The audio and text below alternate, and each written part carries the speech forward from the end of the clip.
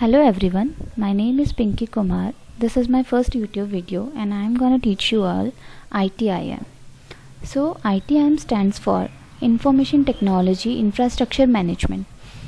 जैसे कि हमारा घर है, कोई भी दुकान होती है, कोई कंपनी है या फिर कोई भी ऑर्गेनाइजेशन है, बड़ी से बड़ी ऑर्गेनाइजेशन हो, फ्रेमवर्क हो, हर एक चीज़ जो भी है, हर एक कंपनी, घर बिना मैनेजमेंट के नहीं चल सकता और बड़े बड़े ऑर्गेनाइजेशंस तो बिल्कुल भी नहीं चल सकते। तो वो ऑर्गेनाइजेशंस अपने सर्विस को, अपने टेक्नोलॉजीज़ को कैसे मैनेज करते हैं, वो चीज़ आज हम देखते हैं। So let's get started. So first chapter is introduction. There is a term called ITSM. It stands for IT service management. जो कंपनीज़ हैं, जो फ्रेमवर्क्स हैं या फिर हम कह सकते हैं ऑर्गेनाइजेशंस हैं, वो अपने सर्विसेज को कैसे मैनेज करते हैं। एक कोई भी ऐसे तो है नहीं कि इंडिया में या फिर वर्ल्ड में एक ही ऑर्गेनाइजेशन है, बहुत सारी ऑर्गेनाइजेशंस होती हैं। तो वो अपने आप को मार्केट में कैसे मैनेज करेंगी वो, ताकि उनकी जो सर्विस है वो दूसरे ऑर्गेनाइजेशन से बेटर हो सके। ठीक है, तो ये आता है IT सर्विस मैनेजमेंट में। तो इस बेसिकली डेफिनेशन क्या होता है इसका कि a set of specialised organisational capabilities for providing value to customers in the form of service. जो भी ऑर्गेनाइजेशन है उसकी एक अपनी अपनी अलग अलग कैपेबिलिटीज़ होती हैं। जैसे कोई भी इंसान है, किसी की कैपेबिलिटी होती है कि वो 16 से 17 घंटे पढ़ सकता है, किसी की कैपेबिलिटी होती है कि नहीं, वो 2 घंटे ही नहीं पढ़ सकता। ठीक है, तो हर एक ऑर्गेनाइजेशन की एक अलग अलग कैपेबिलिटीज़ होती हैं। तो वो अपनी कैपेबिलिटीज़ को एक स्पेशलाइज्ड फॉर्म में ऐसे करते हैं कि ताकि वो अपने कस्टमर्स को जो है, वो जितना पे कर रहे हैं कस्टमर्स, हर एक कस्टमर्स का ये होता है कि वो जितना पे कर रहा है उसको उसमें ज़्यादा से ज़्यादा सर्विस मिल सके। तो अपने कस्टमर्स के नीड्स को, उनके डिमांड्स को कैसे वो बोल सकते हैं कि कैसे वो फुलफ़िल करता है, तो वो वैल्यू कैसे कस्टमर्स को देते हैं, ये ITSM का डेफिनेशन है। Next is there are 4 perspectives for or we can say attributes of ITSM. So first is partners or suppliers perspective. In this we can say like जो भी पार्टनर्स होते हैं या फिर एक्सटर्नल सप्लायर्स होते हैं, कोई भी ऑर्गेनाइजेशन होती है या फिर कोई भी कंपनी होती है, वो एक अकेले नहीं चल सकती। जैसे कोई भी हम लोग एक IT कंपनी का एग्जांपल ले लेते हैं, उसको एक टेक्निकल टीम चाहिए होती है, एक सपोर्ट टीम चाहिए होती है। किसी किसी कंपनी में ऐसे होता है कि टेस्टिंग टीम, सभी कंपनीज़ में टेस्टिंग टीम भी चाहिए होती है, लेकिन कुछ कंपनीज़ जो हैं वो टेस्टर्स को हायर नहीं करती है, उनके वो टेस्टिंग के लिए वो बाहर अप्रोच करती हैं। तो वो जो एक्सटर्नल सप्लायर्स हैं इनके, उनके साथ कैसे रिलेशनशिप इनको बनाना है, सर्विसेज कैसे वो डिलीवर कर रहे हैं, हमको कितना कंट्रीब्यूट कर रहे हैं, वो सब आता है पार्टनर्स एंड सप्लायर्स पर्सपेक्टिव में। सेकेंड है पीपल्स पर्सपेक्टिव। ये एक सॉफ्ट कॉर्नर होता है। कोई भी कंपनी है, वो अपने उनका जो IT स्टाफ है, कस्टमर्स हैं, स्टेक होल्डर्स हैं, इनके तरफ वो लोग थोड़ा ज़्यादा ध्यान देते हैं कि जो भी कस्टमर है, जो IT सर्विस स्टाफ है, वो अपने उनके अंदर अपने रोल्स को परफॉर्म करने के लिए जो स्किल्स एंड नॉलेज चाहिए, वो उनके अंदर करेक्ट नॉलेज है कि नहीं, ये सब आता है पीपल पर्सपेक्टिव में। Next is products and technology perspective.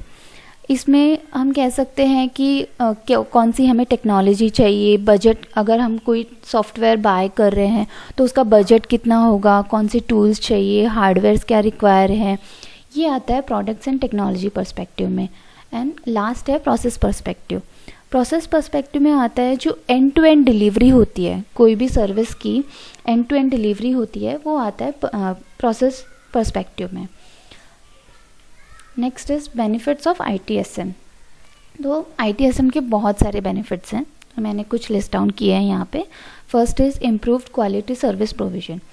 कोई भी ऑर्गेनाइजेशन है, कोई भी कंपनी है, ठीक है, वो स्टार्टिंग में जो एक सर्विस प्रोवाइड कर रही है, वो ये सोच के करती है कि हाँ, मैं जैसे जैसे दिन बढ़ते जाएंगे, जैसे जैसे मेरा बोलते हैं प्रोग्रेस होता जाएगा, मैं सर्विस की क्वालिटी को और इम्प्रूव करते जाऊंगा, ताकि कस्टमर्स अट्रैक्ट होके किसी और कंपनी के पास ना जाके उनके कंपनी के पास है, तो वो क्वालिटी जो सर्विस जो है उसकी क्वालिटी को इम्प्रूव करते हैं। कॉस्ट जस्टिफाइबल सर्विस क्वालिटी, इसमें आता है कि कोई भी सर्विस है, ठीक है, सर्विस हमें कब मिलती है, जब हम पे करते हैं। विदाउट पे कोई भी सर्विस नहीं मिलती, ठीक है। तो वो जो हम कॉस्ट पे कर रहे हैं, तो उस कॉस्ट के अंदर हम लोगों को उतनी सर्विस मिल रही है कि नहीं, किसी भी कस्टमर को उतनी सर्विस मिल रही है कि नहीं, वो यहाँ पे देखते हैं। अगर कोई किसी सर्विस के सपोज़ करो 1000 रुपीज़ ले रहे हैं हम लोग, ठीक है, और लेकिन वो कस्टमर जो है उससे सेटिस्फाइड ही नहीं है, तो वो पे क्यों करेगा? जब वो सर्विस से सेटिस्फाइड नहीं है तो वो पे क्यों करेगा? तो कोई भी कंपनी जो है, कोई भी फ्रेमवर्क है या ऑर्गेनाइजेशन, वो यही करने को ट्राई करती है कि जो कस्टमर मुझे पे कर रहा है, उस पे के अंदर मैं उससे से ज़्यादा सर्विस दे सकूं। Next is service that meets business, customer and users demand. कोई भी बिजनेस होता है, उसमें एक बिजनेस की भी एक डिमांड होती है, कस्टमर है उसकी भी एक डिमांड होती है कि हाँ मुझे इतना तो चाहिए ही चाहिए, उससे ज़्यादा हुआ तो चलेगा लेकिन उससे कम नहीं होना चाहिए सर्विस के लिए, ठीक है। तो वो सर्विस की जो डिमांड्स हैं वो पूरी करता है ITSM। Next is integrated centralised process. बहुत सारी प्रोसेस ऐसी होती हैं कि एक ही जगह पे होती हैं।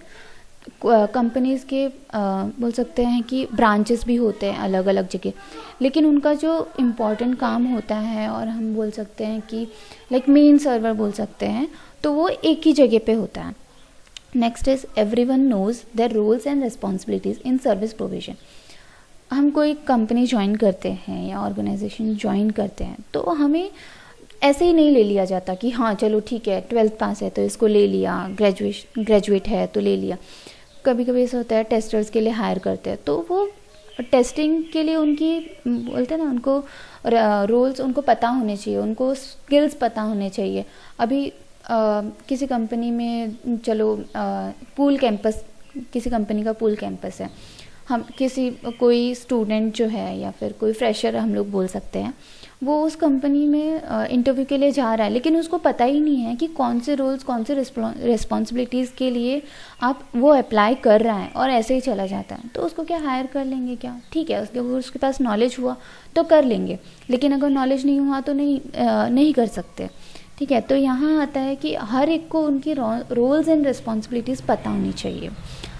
फिर आता है लर्निंग फ्रॉम प्रीवियस एक्सपीरियंस।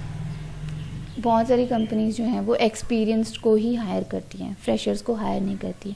क्यों? क्योंकि उन टूल्स पे, उन सॉफ्टवेयर्स पे वो उन लोगों ने काम किया होता है, तो उनको पता होता है कैसे काम करना है, कैसे नहीं करना है। तो प्रीवियस एक्सपीरियंस जो होता है वो बहुत मैटर करता है, तो उससे हम लोग बहुत सारी चीज़ें सीखते हैं।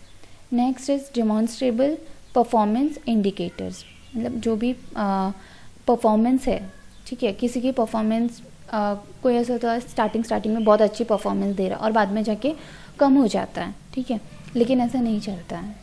ITSM क्या करता है, उन परफॉर्मेंस को भी मैनेज करने की कोशिश करता है कि हाँ अगर परफॉर्मेंस पहले इतनी थी तो अब उससे ज़्यादा होनी चाहिए। Next is business and IT alignments. तो यहाँ पे आता है सबसे पहले ऑर्गेनाइजेशन, ठीक है। तो ऑर्गेनाइजेशन, कभी भी कोई एक ऑर्गेनाइजेशन स्टार्ट होती है तो उसका एक गोल होता है, क्या गोल है।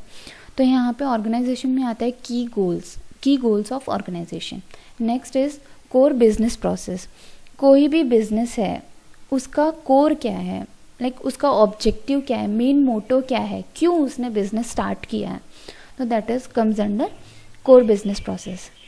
Next is IT service organisation.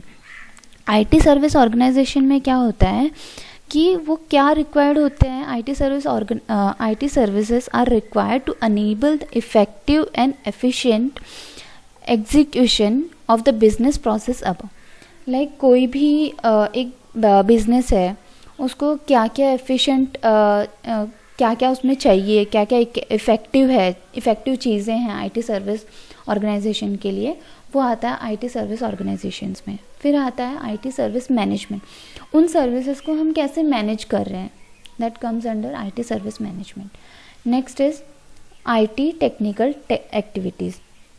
तो इसमें आता है, इसमें एक्चुअल टेक्निकल एक्टिविटीज़ क्या हो रही हैं, बाहर तो क्या हो रहा है, कस्टमर को आप क्या प्रोवाइड कर रहे हो, क्या नहीं प्रोवाइड कर रहे हो, वो सब आप जो स्टार्टिंग में है organisation, core business, IT service organisation, management, वो सब में आता है। लेकिन जो टेक्निकल एक्टिविटीज़ बैकग्राउंड में क्या हो रहा है, कंपनी में एक्चुअल क्या हो रहा है, वो आता है आईटी टेक्निकल एक्टिविटीज़ में। जैसे कि हम एक एग्जांपल ले सकते हैं किसी भी एक फ़ैशन स्टोर का, ठीक है। तो कोई भी एक फ़ैशन स्टोर स्टार्ट करता है, तो उसका क्या मोटो होता है, उसको बहुत सारे पैसे कमाने होते हैं, मार्केट में अपना गुड इमेज बनाना होता है, रेपुटेशन बनानी होती है, ठीक है। तो हम जैसे अमेज़ॉन हुआ, तो वहाँ पे क्या होता है कि उसको एक अपना रेपुटेशन बनाना था, उसने अभी अपनी गुड इमेज बना ली। लोगों जैसे होम डिलीवरी करवाते हैं, तो एक प्रॉपर टाइम पे जो प्रॉपर टाइम दिया जाता है, उससे पहले ही वो डिलीवर कराने की कोशिश करता है। ऐसे नहीं है कि उसके बाद में देगा, या तो अगर डिलीवरी टाइम के बाद में देगा तो कस्टमर दोबारा उससे बाय करेगा ही नहीं। तो वो सब उसका मोटो होता है कि हम कस्टमर्स की नीड्स को प्रॉपरली फुलफ़िल कर सकें। इसमें बहुत सारी लाइक वेबसाइट है, सॉफ्टवेयर्स हैं, क्या क्या डिपेंडेंसीज़ हैं, तो वेबसाइट्स चाहिए होती है, ईमेल्स चाहिए होते हैं, ऑटोमेटिक प्रोक्योरमेंट सिस्टम्स चाहिए होते हैं प्रोडक्ट्स बाय करने के लिए, ठीक है। और कोई भी आईटीएसएम जो है वो क्या करता है कि जो मेक श्योर करता है कि क्या तुम आईटी सर्विस प्रोवाइड कर रहे हो, ताकि हमको क्या चाहिए, व्हाट वी नीड, क्या चाहिए, service level management, capacity management. फिर आता है availability when we need it. मतलब ऐसा तो है नहीं कि अमेज़ॉन की जो साइट है वो हम दिन में झांकते हैं तो हमारे पास दिन में ही अवेलेबल होती है, नहीं, वो 24/7 अवेलेबल होती है, तो अवेलेबिलिटी होनी चाहिए। नेक्स्ट है प्रोविजन कॉस्ट इफ़ेक्टिव, मतलब फाइनेंशियल मैनेजमेंट उसमें आ जाता है, सर्विस लेवल मैनेजमेंट आ जाता है, ठीक है। So next is what is ITIL? So ITIL stands for Information Technology Infrastructure Library. What is library? Basically हम लोग एक एग्जांपल लेते हैं कॉलेज लाइब्रेरी की या स्कूल लाइब्रेरी की। वहाँ पे क्या होती है, बहुत सारी बुक्स होती है, वैरायटी ऑफ बुक्स, बहुत सारी वैरायटी की बुक्स होती हैं।